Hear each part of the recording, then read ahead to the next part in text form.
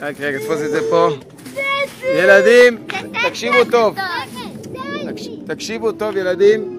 אנחנו פה איתכם. זה לא ילך ככה, אנחנו נעשה. תקשירו, בבקשה, כולם להרים ידיים. להרים ידיים, נראה אתכם.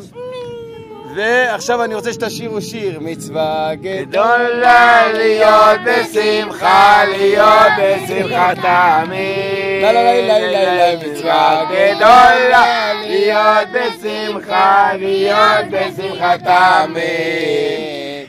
שמחה גדולה להיות בשמחה.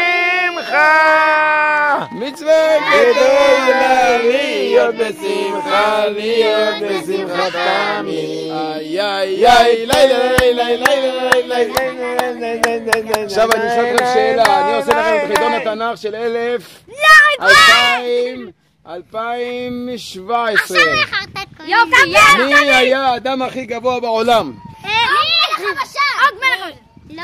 כן. גוליית! לא משנה, נעבור שאלה אחרת היא קשה. מי היה האדם הכי חזק בעולם? שמשון. מי היה האדם הכי חכם בעולם? האדם הכי חכם בעולם? שאול. מי?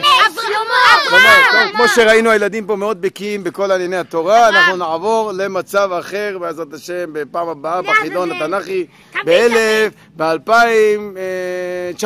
כל טוב לכולם.